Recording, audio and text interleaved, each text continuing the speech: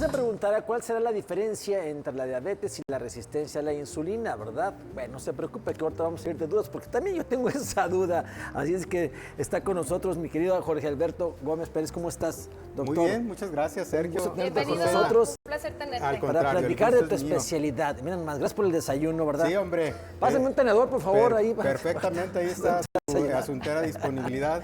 Y pues bueno, este tema de la resistencia a la insulina también tiene mucho que ver con los cambios en el estilo de vida y el tipo de alimentos que nosotros consumimos precisamente para evitar que nuestros niveles de glucosa se eleven y por lo tanto al haber algunas condiciones como la obesidad, por ejemplo, esto va a evitar que nuestra insulina que nuestro cuerpo está produciendo a través del páncreas pueda funcionar adecuadamente o pueda ser lo suficientemente necesaria para contrarrestar los niveles de glucosa que se elevan, valga la redundancia, después de lo que nosotros consumimos. Quiero citarles aquí un ejemplo muy importante. Primero, este es el páncreas, el que se encarga de producir la insulina. Bien. Cuando nosotros consumimos un alimento, sobre todo los hidratos de carbono, que son los que producen, o los carbohidratos, que son los que se van a transformar por excelencia en glucosa, estos alimentos van a empezar a subir la glucosa, entonces este páncreas va a recibir señales para que produzca insulina. Entonces, hay alimentos, si nosotros vemos aquí tenemos dos tipos de sándwiches. Sí. ¿Los dos van a elevar la glucosa? Por supuesto que sí, nomás que este que es de pan integral va a subir la glucosa de una manera menos en pico. Y este que es de pan blanco, este lo va a subir en pico. Entonces a nuestro páncreas le cuesta un poco de más trabajo producir una mayor cantidad para poder contrarrestar este pico. Sí. Sin embargo, este otro le da más oportunidad a que produzca insulina y además no va a evitar que nuestros niveles de glucosa se eleven en sangre. Pero ¿qué pasa con eso de la resistencia a la insulina? Hay otra condición que también nosotros le podemos llamar hiperinsulinismo, es decir, cuando nosotros comemos muchos hidratos de carbono o no hacemos ejercicio o tenemos obesidad, ¿qué es lo que sucede? Nuestro páncreas, como empieza a producir mayores cantidades de insulina, estas mayores cantidades de insulina nos van a empezar a manchar el cuello. Estos son datos clínicos muy importantes. Es un hiperinsulinismo que también genera o es generado por resistencia a la insulina o viceversa. Entonces, este cuello oscuro, como los nudillos oscuros, o aquí también que se les ponen algunas personas oscuras y que hay obesidad, esto, ojo, con el tiempo este hiperinsulinismo va a generar que el páncreas se canse de trabajar y entonces es cuando ahora sí ya viene una diabetes. Entonces ahí está la pequeña diferencia entre resistencia a la insulina y diabetes. Se puede decir que es un tipo de prediabetes. Es lo que te iba a preguntar, o sea, la primera etapa vendría siendo la resistencia a la insulina. Sí. Y en ese punto la podemos revertir o directamente sabemos que vamos a padecer diabetes si no nos cuidamos. Exactamente. Tal cual lo estás explicando es la forma correcta de decirlo. Si no nos cuidamos, entonces el páncreas se va a cansar, va a decir, es que ya no puedo producir mayor cantidad de insulina, se agotan las células productoras de insulina, entonces ahora sí viene una diabetes. Pero también depende de qué cantidad de células se agoten. Entonces, si se agota en su totalidad, bueno, pues es un paciente que ya no va a producir insulina, que es lo que tenemos que utilizar única y exclusivamente insulina, porque el páncreas ya no sirve. Exacto. Pero si es mínima la cantidad que se ha dañado y que todavía el páncreas produce insulina, entonces son pacientes que a lo mejor con fármacos de vía oral pueden contrarrestar los niveles de glucosa y estar con niveles de glucosa normales y aceptables. Bien. De hecho, también lo vemos aquí en la fruta. ¿La fruta va a elevar la glucosa? Por supuesto que sí. ¿Está prohibida en los pacientes que viven con diabetes? Por supuesto que no. ¿Por qué? Porque aparte tiene nutrientes. Pero aquí, ojo, ¿qué tipo de alimentos debemos de consumir? Aquellos que no tengan un alto índice glucémico. Bien. ¿Y a qué se refiere con el alto índice glicémico o glucémico? Son aquellos alimentos que tienen la capacidad de elevar de una manera importante la glucosa. Entonces, por eso les decía que por excelencia el pan blanco tiene un índice glicémico elevado. Sí. De estas frutas, la sandía tiene un alto índice glicémico. El mango. El mango, así es, la ciruela, la uva, la naranja. Las más dulces. Las más dulces de alguna forma. Y hay otras que pueden consumir, que tienen un menor índice glicémico y que van a consumir una buena cantidad de fruta con las propiedades de vitaminas y minerales que contiene y hidratos de carbono que contiene la fruta, ¿sí? Bien. Ok, ahora, habías platicado de la prediabetes. Cuando dicen que es prediabetes, ¿qué es primero, la resistencia a la insulina o la prediabetes? De hecho, la resistencia a la insulina y el hiperinsulinismo son considerados una variante o una forma de prediabetes. Okay. Los que nos dedicamos un poquito más a esto en el área médica podemos decir, bueno, es que realmente aún todos los pacientes que ya viven con diabetes de alguna forma tienen resistencia a la insulina porque no permite que trabaje adecuadamente o que la glucosa sea introducida al interior de la célula que es donde debe de estar trabajando. Entonces, pero no quiero revolver al público, quiero que nos quedemos precisamente con esa idea de que tanto la resistencia a la insulina como el hiperinsulinismo son unas variantes de prediabetes. Pero también, ojo, muchas personas dicen, es que me dijeron que tengo prediabetes y se quedan con ese diagnóstico por 5 o 10 años y no tienen la precaución de estarse monitoreando para ver si no ha desarrollado la diabetes, pues qué bueno por ellos, pero hay quienes pueden ya haber desarrollado la enfermedad. ¿Al cuánto tiempo, por ejemplo, de ser detectada con resistencia a la insulina, si yo, por ejemplo, sigo con los mismos hábitos, puedo brincar a la diabetes? Es muy variable en cada una de las personas porque también recordemos que existen antecedentes o factores hereditarios. Es muy importante, como bien lo comentaban ustedes dos hace un momento, el cambio en el estilo de vida. Sí. Si la persona no se pone a hacer ejercicio, recordemos que el ejercicio por excelencia, sobre todo el ejercicio anaeróbico por excelencia, va a quemar esta cantidad de glucosa en excedente y va a ayudar a la insulina que sea una insulina de buena calidad para que esa insulina pueda ayudar a la glucosa a entrar a la célula. Bien. Entonces, por eso el ejercicio es fundamental y es vital. Claro. Así es. Y vamos a invitar al público, bueno, ya está comunicándote de hecho, sí, para que sigan comunicándose nada más. Y vamos a darle lectura, dice el señor Rubalcaba, 31 años. ¿Qué puedo hacer cuando produzco insulina elevada? ¿Produce de más o cómo? Produce insulina de más, exactamente. ¿Qué es lo que sucede? La comparta al que no tiene.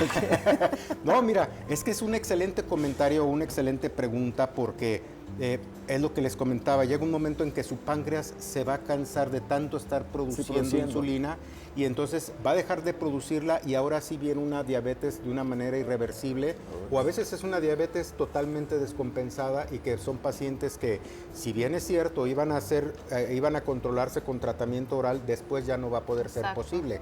Sería única y exclusivamente insulina. Dice, tengo 48 años, 10 años con resistencia a la insulina, mi endocrinólogo me dio Saxenda y estuve bajando de peso y en el Seguro Social logré que me dieran Victoza, ya no bajé mi glucosa siempre, amanece 90-96, me he mantenido a dieta toda la vida, solamente llegué a bajar de peso cuando hice la dieta cetogénica, ya no sé qué hacer. Bien. Ojo, cuidado, la dieta cetogénica tiene que ser muy bien observada por un profesional de la salud, porque una dieta cetogénica de repente también puede llegar a ser peligrosa porque como es muy rica en proteínas, es muy rica en grasas, después estas grasas ¿a dónde se van a ir a acumular? Al interior de las arterias, y al acumularse en el interior de las arterias, pues vas a tener una enfermedad cardiovascular, que es lo que estás tratando de evitar con la diabetes, pero por otro lado, tú mismo estás provocando que tus arterias se tapen y puedas tener infartos fulminantes o ser hipertenso a muy temprana edad. Por eso en algunos países que se llevó a cabo este tipo de dieta cetogénica, ya no solamente está prohibida, está proscrita. Es decir, el que la recomiende o el que la dé, pues va al bote. O sea que porque nos afecta a las instituciones públicas o al gobierno le estaba costando mucho dinero. Entonces tiene sus condiciones muy particulares y muy específicas, no es para toda la gente. Te dicen por acá, Mi hijo tiene resistencia a la insulina desde los 9 años. Ya lo está viendo en endocrinología, en el centro médico. Ya le dieron la liraglutida, pero no la toleró. Está con metformina de 800, pero sigue aumentando de peso. Ya tiene hígado graso nivel 4, pero bajó al 3. Tiene 16 años ahorita. Bien, hablar de hígado graso grado 4, pues yo casi podría dudar que fuera grado 4, probablemente grado 2 o grado 3. Porque el grado 4 ya es casi decir que tiene cirrosis. Sí, claro. Entonces ya es un grado muy avanzado y si hablamos de una criatura o un jovencito sería complicado. ¿Que existe la posibilidad? Sí, como el 85% de las personas que somos latinos ya tenemos una beca ganada de tener algún grado de hígado graso. Entonces evitar, y justamente, señora o quien nos esté llamando, es sin duda alguna, todos los medicamentos, no todos van a resolver el problema que lo va a resolver sencillamente el ejercicio. Hay que mover a su hijo, así de sencillo. Ejercicio. Sí. Dice, hola, buen día. ¿Pudiera yo ser resistente a la insulina porque de repente me siento muy cansada, veo puntos negros en movimiento y tengo mucho sueño? ¿Estos serían síntomas?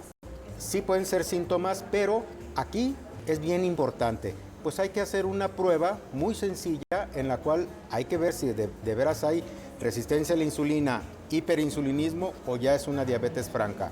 ¿Cuál es esa prueba? Muy sencilla. Hay que tomarle una glucosa en ayuno a la persona y luego a la hora hay que tomarle otra muestra y a las 2 horas otra muestra y ojo, a las 3 horas una muestra más. Okay. Y si lo hacemos de sangre central en un laboratorio es todavía muchísimo mejor. ¿Qué es lo que esperamos encontrar en esta prueba de laboratorio? Como bien lo dijeron previamente a entrar a nosotros al aire, la glucosa en ayuno completamente normal es de 70 a 100 miligramos por decilitro. ¿Qué pasa entonces? Las personas que tienen 105 o 110 son sospechosas hasta no demostrar lo contrario. Entonces, hay que hacerles una curva de tolerancia a la glucosa, que te toman la glucosa sanguínea en ayuno, te dan una carga de una solución de 75 gramos de glucosa y a la hora te tienen que tomar una muestra. El nivel de glucosa no tiene que exceder más de 200 miligramos por decilitro a la hora. A las 2 horas no tiene que exceder más de 140.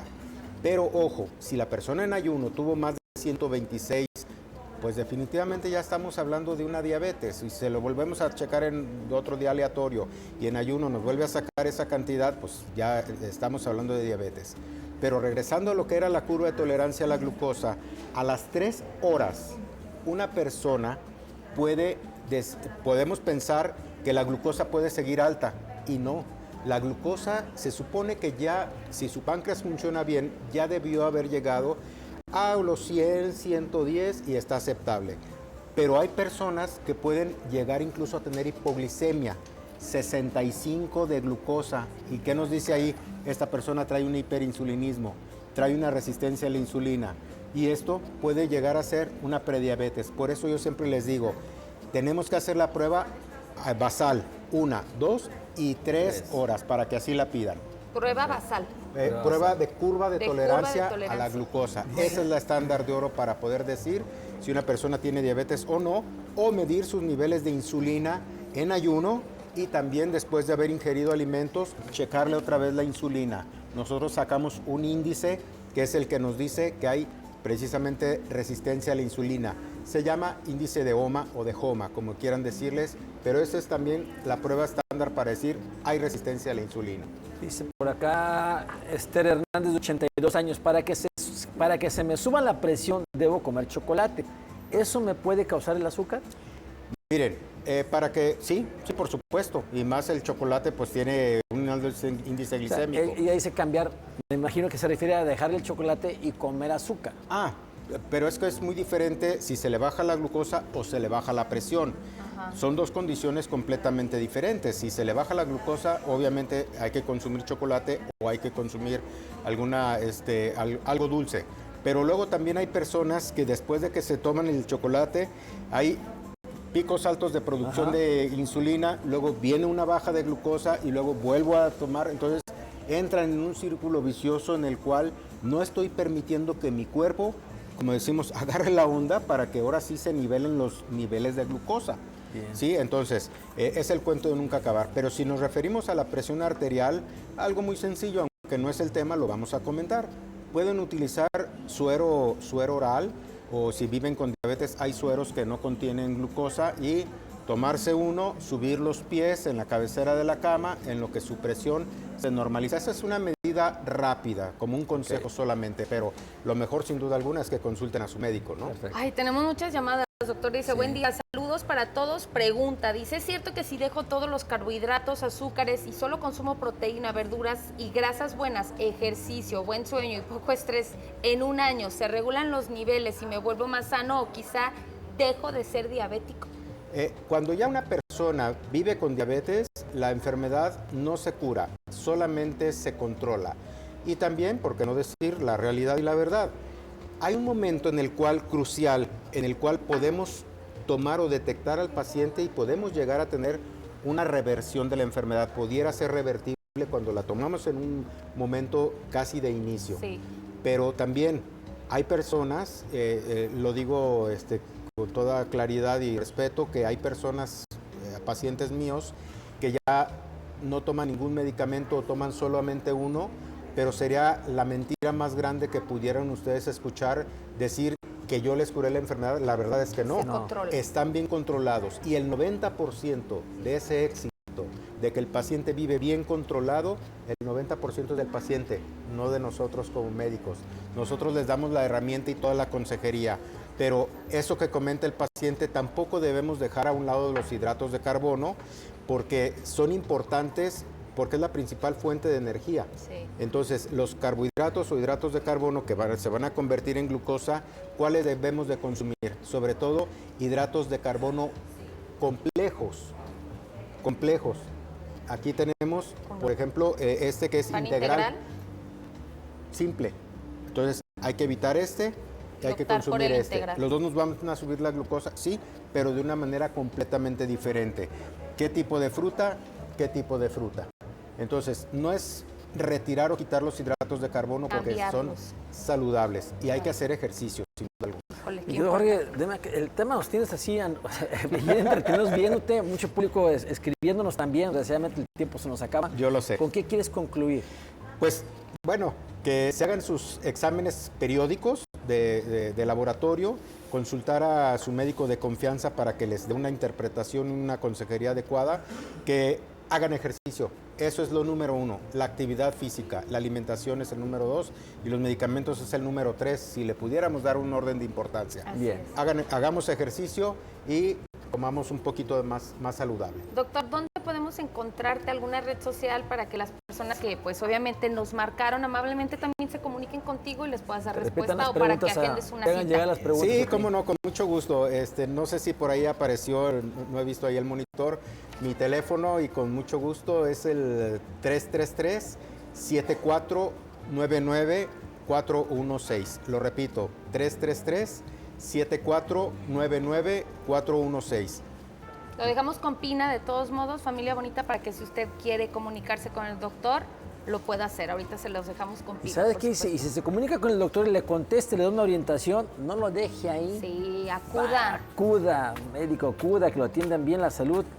Híjole, que se eviten complicaciones de los riñones, del corazón, amputaciones. Todo. Mejor sí, claro. Cuidémonos. Así es. Gracias, doctor. Al contrario, tenerte con nosotros. Sergio, gracias. ¿Ya me lo puedo comer, Azucena, muchas gracias. No, cómete este mejor. Acuérdate. Es para ustedes. Más sano.